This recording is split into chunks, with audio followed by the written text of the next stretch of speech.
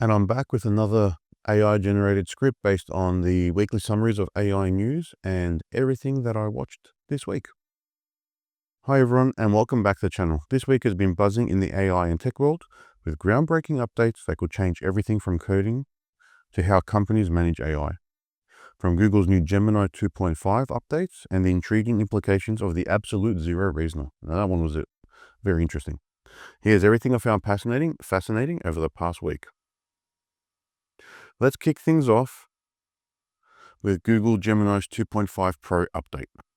This model has been making waves, claiming a jaw-dropping 147-point increase in its ELO rating. So the ELO rating is a benchmark score, and it had a huge jump when it was released. This Gemini 2.5 Pro update is 2.5 Pro I/O, which I'm assuming Google's meant to announce at their Google I/O event coming up. I think it's next week now, but they did it early. The new features enhance web development through single prompt. So in a lot of the examples, they all do single prompt testing, and they say, all right, how long can we get in a one-shot prompt, as they call it, and can it actually develop what we're looking for? And they work through it, and it did pretty amazing compared to the other models that they've tested on. Real world looks promising. The video demonstrations highlight the model's capability, which includes solving complex tasks like Rubik's Cubes and creating simulations. So one of the prompts was, can you create a 20 by 20 Rubik's Cube, shuffle it, and then solve it? And it was able to do that. Google Gemini 2.5 appears to outperform competitors like Anthropic's Claude 3.7 in key coding benchmarks. And the response from experts has been mixed, with some praising it while some express concerns over user experience. I think the way it's responding is not the way people expect it to, with if it's too terse or strict. I can't remember exactly what it was. Didn't pay too much attention to that part. It's just more about how long does it use for coding on our end. And here's the kicker. Apple is now negotiating to get Google Gemini AI into their phones. So Apple Intelligence will be powered by Google. And you'll actually have a Siri that does AI stuff that's been promised from their event last year, which still hasn't come to pass. So it's an exciting time to see how these tech giants tackle this frontier, because we don't know how it's all going to work, and they clearly don't, because Apple couldn't do it on their own, and they're trying to partner with Google. So it's a very interesting space to be in. The rise of AI coding and collaboration. Next up, we dive into some AI tools, particularly coding agents, and how they're transforming software development. So listen to a couple interviews and podcasts from Y Combinator. So they're one of the world's largest VCs, most successful funding successors. So Tom Blomfeld and David Lieb, they were talking about how different AI tools are being used to combine, and they're comparing it to like the combine harvester. So people are able to do more when that came out in farming, and we're able to do more in development, but there's less of them. So there'll be less software engineers in the future is their assumption, but they'll be able to do much better work.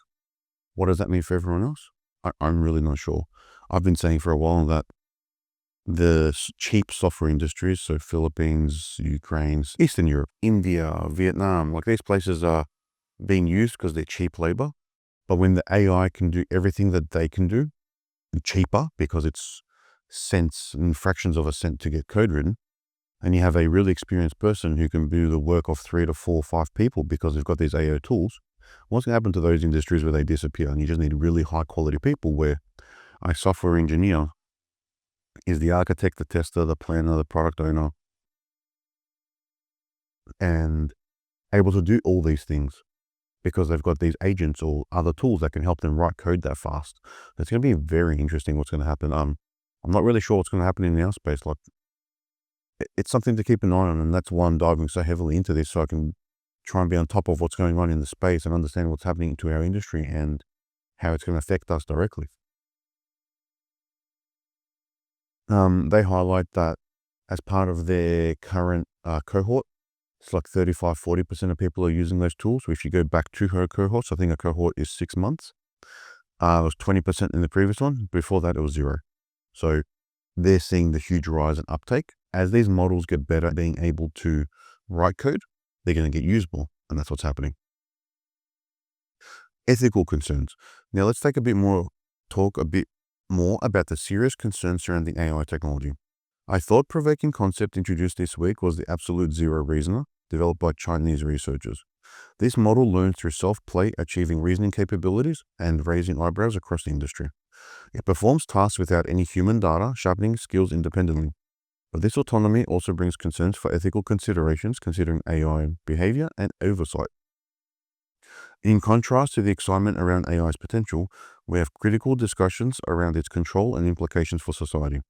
For instance, the self-driven learning of the absolute zero model warrants a discussion on how much control we should retain over these technologies. So this zero reasoner it's a model that is a traditional neural network that can learn. However, the equivalent of what you want to probably think about is the AlphaGo model, if you remember that from about, I think it was 2016. That was an AI model that Google built that taught itself to play Go, which is an Asian tabletop game, and it's infinitely more complex than chess. So they thought, if we can get the model to play this game, then we've proven that it works. And there's a great documentary on Netflix I remember watching about it. I suggest you go watch it if you haven't seen it. This is a precursor to sort of everything that we're in now. That model was a traditional model where it was not trained on large language model like text, like the LLMs are. However, you give it the rules of the game, and you have two instances of the model playing against each other within the rules. And over millions and millions of iterations of playing the game, they improve. On chess, I think it took 48 hours to become a grandmaster of just learning and playing against itself, just knowing the rules and not knowing what to do, how to do it. It just experiments and figures it out. And then it ended up beating the grand champion of that Go game, and he could not win. Because it plays moves. There's no emotion in it. There's no human feel to it. It just plays the moves that it knows will win, not anything else. So these models are now doing similar things where they're just giving it the rules for specific things, and they're testing and improving and doing it on their own. So that's another slight, it's a deviation to what's currently we're talking about AI with all of the LLMs. It's a different way of training the model. So you may not need to train it on text if you can give it the rules and the definitions for how to use a language. Then it can try and make up the words and predict from that rather than using the data set. So it's an interesting thing. OpenAI's evolution. So in a significant twist, OpenAI has decided to abandon its transition to a for-profit corporation, opting instead to evolve in a public benefit corporation, influenced by Elon Musk and other stakeholders. The decision continues to shape competitive dynamics within the landscape, maintaining its focus on AGI benefiting community. OpenAI seeks funding while balancing its mission with a sustainable business model. As we see major shifts like these, it's important to think critically about the responsibilities that lie within organizations, creating powerful technologies. OpenAI's move might set a standard that prioritizes social good alongside profits. So that was started as a not-for-profit that we're looking to then go profit-focused company, simply because they have an unprecedented need for a product that they can't keep up the demand for. And they can be one of the largest companies in the world and pivot what they're doing and be able to raise more money, because if they're a for-profit company, the funds they can raise will return an investment at some point. As a not-for-profit company, it's like a donation. So Elon Musk stopped them from doing that. He must be a bit petty from initially investing in OpenAI and naming them and then leaving because he didn't like the direction or the approach they were taking, or he wanted to be for-profit and they couldn't, and now they want to go that way.